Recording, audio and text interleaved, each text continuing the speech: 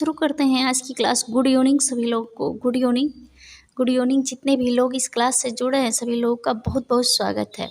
मित्रों देखिए, आज की हमारी जो क्लास है इसमें हमने नए नए महत्वपूर्ण प्रश्नों की श्रृंखला ली हुई है जो आपके एग्जाम में आने वाले प्रश्नों से संबंधित है। चलिए फिर देखते हैं इस क्लास को। अब सभी लोग जवाब दीजिएगा, एक बार शेयर कर दीजिए, एक बार शेयर कर दीजिए।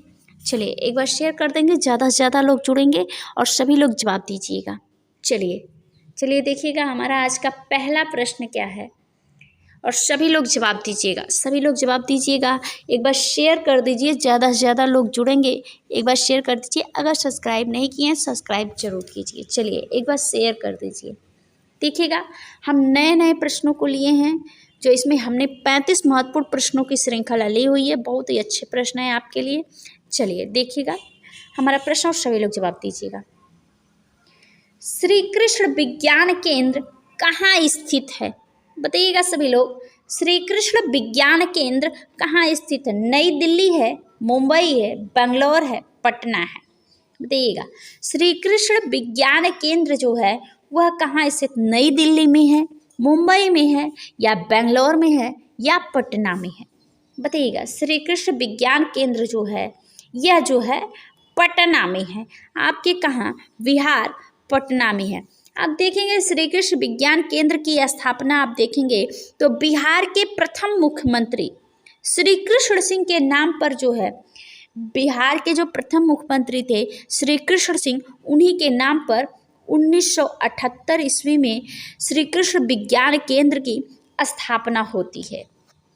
चलिए 1978 ईस्वी में। चलिए अगले प्रश्न पर चलते हैं। जल्दी जल्दी क्वेश्चनों कराएंगे, सभी लोग जवाब दीजिएगा। अगला प्रश्न है हमारा, देखिएगा अगला प्रश्न है हमारा, देखिएगा लद्दाख किस राज्य में स्थित है? लद्दाख किस राज्य में स्थित है? आप सभी लोग जानते हैं सिक्किम में, हिमाचल प्रदेश में, जम्मू कश्मीर में, उत्तराखंड में। देखेंगे लद्दाख किस राज्य में स्थित है? आप सभी लोग जानते हैं कहाँ स्थित है भैया? जम्मू कश्मीर में है। जम्मू कश्मीर में सबसे उत्तरी क्षेत्र है आपका, भारत में जो है सबसे उत्तरी क्षेत्र है आपका जो है जम्मू कश्मीर में स्थित है। चलिए अगले प्रश्न पर देखते हैं। राजगीर किस राज्य में है? राजगीर किस राज्य में है? बताइएगा। असम है, बिहार है, उत्तर प्रदेश है, मध्य प्रदेश में? बताइएगा राजगीर किस राज्य में स्थित है? राजगीर जो है किस राज्य में स्थित है? असम है आपका, बिहार है, उत्तर प्रदेश है, मध्य प्रदेश। सभी लोग जवाब दीजिएगा, सभी लोग जवाब दीजिएगा। चलिएगा बताइएगा किस राज्य में भाई? बिहार राज्य में जो है राजगीर स्थित है। बिहार राज्य में राजगीर स्थित है। चलिएगा, चलिए हम अगले प्रश्न पर चलते हैं। चलिए देखिएगा यहाँ पे अगला प्रश्न, गोलकुंडा किस राज्य में स्थित है? गोलकुंडा किस राज्य में स्थित? देखिए आंध्र प्रदेश है, कर्नाटक है, मध्य प्रदेश है, महाराष्ट्र है। गोलकुंडा जो है किस राज्य में स्थित है? बताइए। गोलकुंडा, गोलकुंडा कहाँ पर है भाई? कर्नाटक में है, कर्नाटक में है। और यहीं कर्नाटक से जो है आदिल शाह का मकबरा भी संबंधित है आपके, जो है आदिल शाह का मकबरा भी गोलकुंडा से जो है कई प्रश्न जो हमारे बनते हैं। और यहीं पे आदिल शाह का मकबरा भी है, या कर्नाटक में। कर्नाटक में देखिए बादामी गुफा भी आपकी स्थित है। चलिए हम अगले प्रश्न पर चलते हैं।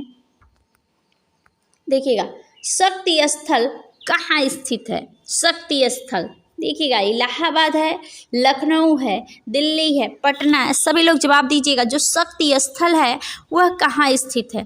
शक्ति स्थल कहाँ स्थित है? कहाँ पर है भाई? दिल्ली में है, दिल्ली में है। यह शक्ति स्थल है क्या? शक्ति स्थल जो है पूर्व प्रधानमंत्री जो इंदिरा गांधी जी थी उन्हीं की समाधि है, उन्हीं की समाधि है। कहाँ पर? शक्ति स्थल जो है उन्हीं की समाधि है। कहाँ पर है? दिल्ली में आपकी स्थित है, दिल्ली में। चलिए हम अगला प्रश्न देख लेते हैं। देखिएगा हमारा अगला प्रश्न है, डायमंड हार्बर और साल्ट लेक सिटी कहाँ स्थित है? डायमंड हार्बर और साल्ट लेक सिटी कहाँ स्थित है? कोलकाता है, मुंबई है, चेन्नई है, कैलिफोर्निया है? बताइएगा।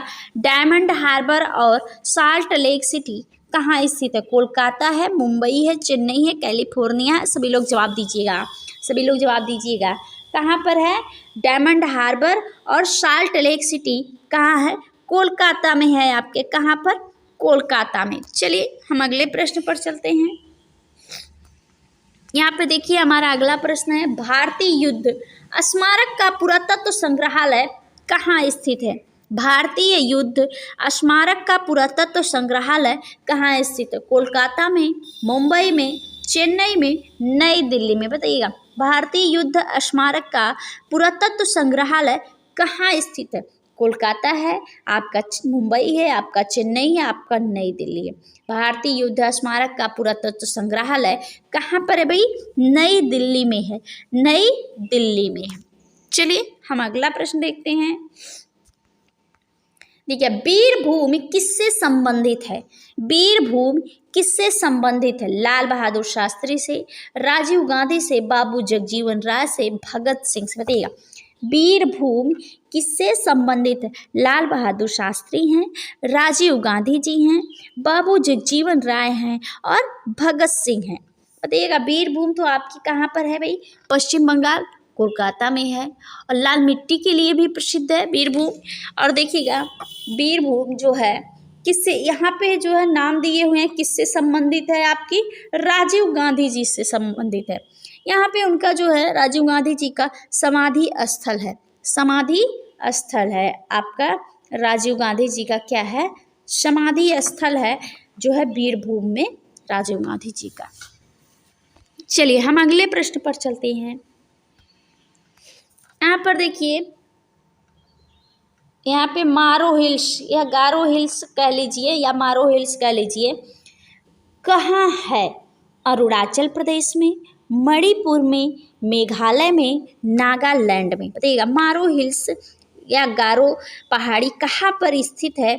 यह बताइएगा, अरुणाचल प्रदेश में या मणिपुर में, मेघालय में, नागालैंड में। सभी लोग जवाब दीजिएगा, सभी लोग जवाब दीजिएगा। जो मारो हिल्स है वह कहाँ पर जो स्थित है? कहाँ पर है वह? यहाँ कहाँ पर भाई? मेघालय में है। मेघालय में आपके जो है गारो पहाड़ी की जो है एक श्रृंखला है। यहाँ पे मारो दिया हुआ है लेकिन गारो देता है। गारो हिल्स का एक श्रृंखला है। कहाँ पर है? मेघालय में। आपके कहाँ पर? मेघालय में है। चलिए, इस तरह के क्वेश्चन भी देखिए हमारे पेपर में पूछे जाते हैं। हम ध्यान नहीं देते हैं, एक दो क्वेश्चन इस तरह के क्वेश्चन जो है पूछ लिए जाते हैं। चलिए हम अगले प्रश्न पर चलते हैं। और ऐसे ये प्रश्न हैं जो कई एग्जामों में जो है आपके वनडे एग्जाम में, जीके जीएस कोई भी क्वेश्चन से जो है यह प्रश्न बनते हैं। देखिए, प्रख्यात बोरोबुदुर का बौद्ध स्तूप स्थित है। बोरोबुदुर का बौद्ध स्तूप स्थित है जावा में, सुमात्रा में, जापान में, नेपाल में। देखिए, बोरोबुदुर का स्तूप जो है वह स्थित है कहाँ पर? जावा में है या सुमात्रा में है, जापान में है कि नेपाल में है? प्रख्यात जो है बोरोबुदुर का स्तूप है वह कहाँ पर है भाई? जावा में है। जावा बहुत ही महत्वपूर्ण है यह प्रश्न आपके लिए, यह प्रश्न आपके लिए बहुत महत्वपूर्ण है। और लगभग जो है हर साल जो टीजीटी, पीजीटी या कला के अन्य पेपरों में यह प्रश्न जो है आपका पूछ लिया जाता है। चलिए हम अगले प्रश्न पर देखते हैं। देखिएगा, कंबोडिया में भारतीय स्थापत्य कला का एक उत्कृष्ट नमूना है। बताइएगा, कौन सा उत्कृष्ट नमूना है? बोरोबुदुर मंदिर, आनंद मंदिर, चित्तनवासल मंदिर, अंकोर वाट मंदिर। बताइएगा, कंबोडिया में भारतीय स्थापत्य कला का एक उत्कृष्ट नमूना कौन सा है? बताइएगा, कौन सा भी? अंकोर वाट मंदिर। अंकोर वाट मंदिर, अंकोर वाट मंदिर कहाँ स्थित है भाई? कंबोडिया में।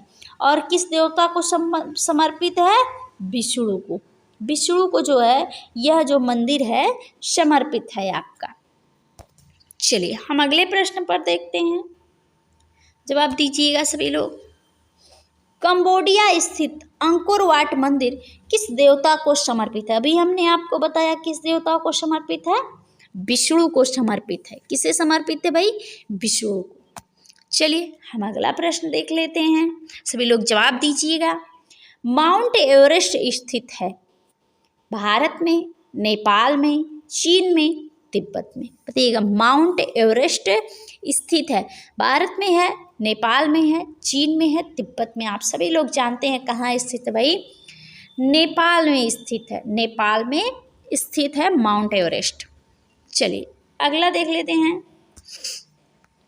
बताइएगा रेड स्क्वायर कहाँ स्थित है? रेड स्क्वायर कहाँ स्थित है? बताइएगा। कश्मीर में, मॉस्को में, चीन में या न्यूयॉर्क में? बताइएगा रेड स्क्वायर कहाँ स्थित है? सभी लोग जवाब दीजिएगा।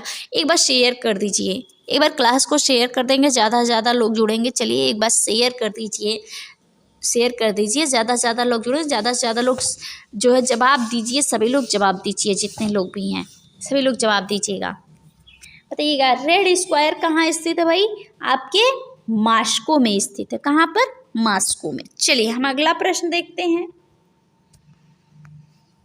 एफिल टावर जो 1887 से 1889 ईस्वी के बीच निर्मित की गई थी, वह निम्न में से कहाँ स्थित है?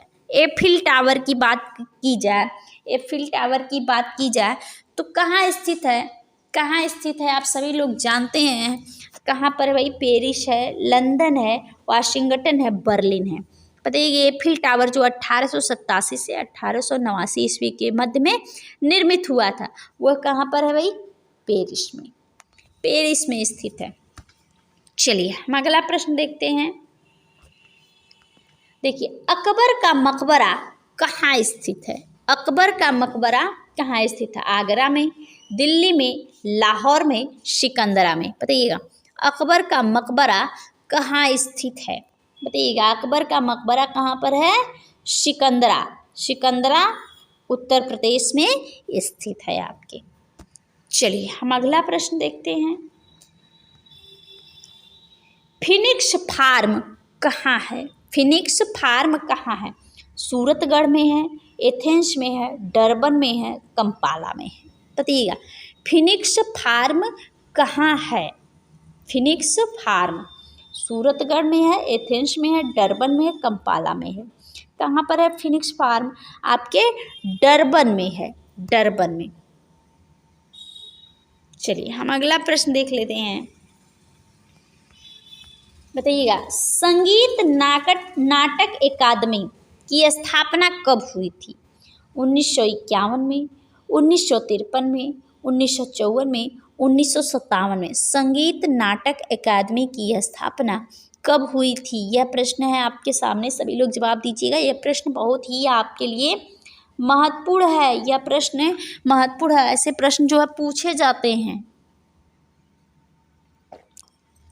बताइएगा संगीत नाटक अकादमी जो है वह जो 1953 ईस्वी में जो है इसकी स्थापना होती है।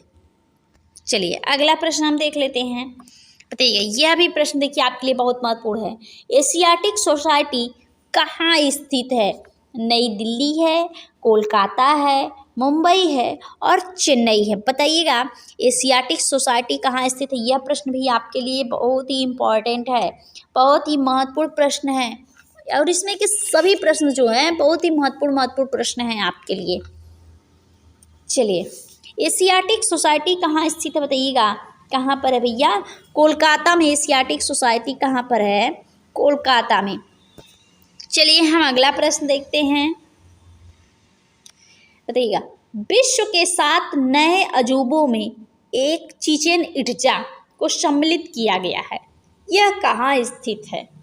मैक्सिको में, पेरू में, जॉर्डन में, रोम में? बताइएगा विश्व के जो 7 नए अजूबों में एक चिचेन इट्जा को भी सम्मिलित किया गया है, वह कहाँ स्थित है? बताइएगा कहाँ पर है भैया? मैक्सिको में है। कहाँ है? मैक्सिको में है। चलिए हम अगला प्रश्न देखते हैं।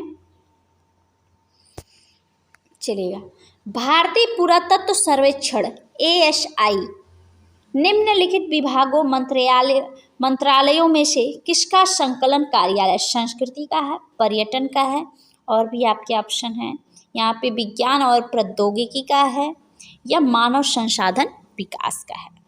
देखिएगा आपका ऑप्शन यहीं पे छुपा हुआ है, बताइएगा, सभी लोग जवाब दीजिएगा। भारतीय पुरातत्व सर्वेक्षण ASI निम्नलिखित विभागों मंत्रालयों में से किसका संकलन कार्यालय है? आप सभी लोग जानते हैं संस्कृत मंत्रालय का जो है, संस्कृत मंत्रालय का जो है संकलन कार्यालय है। चलिए हम अगले प्रश्न पर चलते हैं। देखिएगा, एशियाटिक सोसाइटी ऑफ बंगाल के संस्थापक हैं। एशियाटिक सोसाइटी ऑफ बंगाल के संस्थापक कौन हैं? जेम्स द्वितीय हैं, सर जेम्स मैक्यान्स हैं, सर विलियम जोन्स हैं, वारन हेस्टिंग्स हैं। एशियाटिक सोसाइटी ऑफ बंगाल के संस्थापक कौन थे भाई? सर विलियम जोन्स थे। कौन थे? सर विलियम जोन्स थे। चलिए हम अगला प्रश्न देख लेते हैं। देखिएगा हमारा अगला प्रश्न है, भारतीय सर्वेक्षण विभाग का मुख्यालय कहाँ स्थित है? चंडीगढ़, हैदराबाद, देहरादून, नई दिल्ली। बताइए भारतीय सर्वेक्षण विभाग का मुख्यालय कहाँ स्थित है? बताइएगा, सभी लोग जवाब दीजिएगा। मुख्यालय कहाँ पर स्थित है भाई? देहरादून में। भारतीय सर्वेक्षण विभाग का जो मुख्यालय है वह देहरादून में स्थित है। चलिए हम अगला प्रश्न देखते हैं। निम्नलिखित में से कौन सी अकादमी भारत में नृत्य, नाटक तथा संगीत के विकास को प्रोत्साहन देने के लिए उत्तरदायी है? बताइएगा, संगीत अकादमी है, ललित कला अकादमी है, साहित्य अकादमी है, नेशनल स्कूल ऑफ ड्रामा है। बताइएगा कौन सी अकादमी जो भारत में नृत्य, नाटक और संगीत के विकास को जो है प्रोत्साहन देती है, वह कौन सी अकादमी भाई? संगीत अकादमी है, संगीत अकादमी है। चलिए हम अगला प्रश्न देखते हैं। यहाँ पे नृत्य, नाटक और संगीत की बात की जा रही है। चलिए हम अगला प्रश्न देखते हैं। यह भी तो वही प्रश्न है, वही आपका ये जो है आपका आंसर है। चलिए हम अगला प्रश्न देखते हैं। बताइएगा, भारत की किस भाषा को इटालियन ऑफ द ईस्ट कहा जाता है? इटालियन ऑफ द ईस्ट किस भाषा को कहा जाता है? भारत में वह भाषा कौन सी है जिसे इटालियन ऑफ द ईस्ट कहा जाता है? बंगला है, तमिल है, तेलुगु है, मलयालम है। बताइएगा भारत की कौन सी ऐसी भाषा है जिसे हम इटालियन ऑफ द ईस्ट कहते हैं? वह कौन सी भाषा भाई? तेलुगु। तेलुगु भाषा है। आपके जो दक्षिण भारत के लोग ये भाषा का प्रयोग करते हैं वह जो है उसे इटालियन ऑफ द ईस्ट कहा जाता है। चलिए हम अगला प्रश्न देखते हैं। देश के एकमात्र किस राज्य की राजभाषा अंग्रेजी है? देश के एकमात्र किस राज्य की राजभाषा अंग्रेजी है? सिक्किम है, नागालैंड है, मिजोरम है, मणिपुर है। बताइएगा देश के एकमात्र किस राज्य की राजभाषा अंग्रेजी है? किस राज्य की राजभाषा अंग्रेजी है? वह किसकी है भैया? नागालैंड की है, नागालैंड की है। चलिए हम अगले प्रश्न पर चलते हैं। भारत की तीसरी सर्वाधिक बोली जाने वाली भाषा है? तेलुगु है, तमिल है, मराठी है, बांग्ला है। बताइएगा भारत की जो तीसरी सबसे अधिक बोली जाने वाली भाषा है वह कौन सी भाषा है? तेलुगु है, तमिल है, मराठी है, बांग्ला है। सभी लोग जवाब दीजिएगा, सभी लोग जवाब दीजिएगा। बहुत ही महत्वपूर्ण प्रश्न है आपके, ये बहुत ही महत्वपूर्ण प्रश्न है। भारत की तीसरी सर्वाधिक बोली जाने वाली भाषा कौन सी है भाई? तेलुगु भाषा है। और तेलुगु भाषा को ही इटालियन ऑफ द ईस्ट कहा जाता है। इटालियन ऑफ द ईस्ट भी तेलुगु भाषा को ही कहा जाता है। चलिए अगला प्रश्न देख लेते हैं। देखिएगा पंजाबी भाषा किस लिपि में लिखी जाती है? पंजाबी भाषा की बात करें, पंजाबी भाषा की बात करें, वह किस लिपि में लिखी जाती है? यह प्रश्न है। बताइएगा सभी लोग जवाब दीजिए। देवनागरी है, गुरुमुखी है, इंडो ईरानी है, सिंधी है। बताइएगा पंजाबी भाषा किस लिपि में लिखी जाती है? वह किस लिपि में है भाई? गुरुमुखी लिपि में है, गुरुमुखी लिपि में है। चलिए अगला प्रश्न हम देख लेते हैं। किस लिपि को सभी लिपियों का जन्मदाता कहा जाता है? कौन सी लिपि ऐसी है जो सभी लिपियों की जन्मदाता है? ब्राह्मी है, खरोष्ठी है, मोंडी है या नागरी है? बताइएगा कौन सी लिपि है जो सभी लिपियों की जन्मदाता है? कौन सी लिपि भाई? ब्राह्मी। ब्राह्मी लिपि हमारी जो है सभी लिपियों की जन्मदाता है। चलिए हम अगला प्रश्न देख लेते हैं। यहाँ पे देखेंगे, देखिए किस काल की लिपि को चित्राक्षर लिपि कहा जाता है? चित्राक्षर लिपि बताइएगा, सिंधु काल, मौर्य काल, वैदिक काल, गुप्त काल। आप वैसे ही प्रश्न के ऑप्शन देख के ही जान जाएंगे चित्राक्षर लिपि की बात की गई है तो यहाँ पे सिंधु काल हो जाएगा, ना वैदिक काल है, ना मौर्य, ना गुप्त है। कौन सा हो जाएगा? सिंधु काल। चलिए हम अगला प्रश्न देखते हैं। अशोक के शिलालेखों की लिपि है। अशोक के शिलालेखों की जो अशोक ने जो शिलालेख लिखवाए उसकी लिपि क्या है? देवनागरी है, ब्राह्मी है, खरोष्ठी है, हायरोग्लाइफिक्स है। वैसे अशोक की बात की जाए तो उन्होंने कई लिपियों को लिखवाया, लेकिन उसमें सबसे ज़्यादा जो लिखवाया गया सबसे ज़्यादा वह कौन सी लिपि है भाई? ब्राह्मी है। सबसे ज़्यादा जो है ब्राह्मी लिपि को जो है ब्राह्मी लिपि का ही प्रयोग किया गया। ब्राह्मी लिपि का ही प्रयोग किया गया। जो उनके शिलालेख है, ये शिलालेख जो रहे उनके उस पर जो है सबसे अधिक जो है ब्राह्मी लिपि का प्रयोग किया गया। वैसे आप देखेंगे एक शिलालेख उनका सहवाजगढ़ी है, उसमें खरोष्ठी लिपि का प्रयोग है। मानसेहरा है, उसमें जो है खरोष्ठी लिपि का प्रयोग है। चलिए हम अगला प्रश्न देखते हैं। अशोक के ब्राह्मी लिपि अभिलेखों को सर्वप्रथम किसने पढ़ा था? जेम्स प्रिंसेप ने, एच.डी. संकालिया ने, एस.आर. गोयल ने, वी.एन. मिश्रा ने। देखिएगा, बताइए ये प्रश्न बहुत महत्वपूर्ण है आपके लिए। यह प्रश्न जो है आपके लिए बहुत ही महत्वपूर्ण है। आप बताइएगा जो है अशोक की ब्राह्मी लिपि अभिलेखों को सबसे पहले किसने पढ़ा था भाई? जेम्स प्रिंसेप साहब ने, जेम्स प्रिंसेप ने। चलिए अगला प्रश्न देख लेते हैं। देखिएगा, किस वर्ष भारतीय प्रसारण सेवा का नाम परिवर्तित कर ऑल इंडिया रेडियो यानी AIR कर दिया गया? 1930 में, 1936 में, 1954 में, 1957 में। बताइएगा ऑल इंडिया रेडियो किस वर्ष कर दिया गया भारतीय प्रसारण सेवा का नाम? कब किया गया भाई? 1936 में कर दिया गया। चलिए हम अगला प्रश्न देख लेते हैं। स्वतंत्रता प्राप्ति के समय भारत में ऑल इंडिया रेडियो के कितने केंद्र थे? 2 थे, 6 थे, 10 थे, 16 थे। बताइएगा स्वतंत्रता के बाद जो है भारत में जो है ऑल इंडिया रेडियो के कितने केंद्र थे? 6 केंद्र थे। जो बड़े बड़े शहरों में ही यह केंद्र थे और हर जगह नहीं थे, 6 केंद्र थे आपके। चलिए हम अगला प्रश्न देखते हैं। किसके प्रतीक चिन्ह में बहुजन हिताय बहुजन सुखाय अंकित है? आकाशवाणी, दूरदर्शन, भारतीय जीवन बीमा निगम, साधारण जीवन बीमा निगम। किसके प्रतीक चिन्ह में बहुजन हिताय बहुजन सुखाय अंकित है? तो वह आकाशवाणी के। चलिए हम अगला प्रश्न देखते हैं और आज का आखिरी प्रश्न है मित्रों, ब्राह्मी लिपि को किसने स्पष्ट किया? जॉन एफ फ्लिट ने, जेम्स प्रिंसेप ने, अलेक्जेंडर कनिंघम ने, जॉन मार्शल साहब ने। ब्राह्मी लिपि को आप सभी लोग जानते हैं जेम्स प्रिंसेप साहब ने, जेम्स प्रिंसेप साहब ने। देखिए ये आज का हमारा जो है आखिरी क्वेश्चन रहा। आप सभी लोग कमेंट करके बताइए आपको क्वेश्चन कैसे लगे और जो है आप सभी लोग बताइएगा क्लास कैसे लगी, क्वेश्चन कैसे लगे। तब तक के लिए सभी लोगों को धन्यवाद। Good night.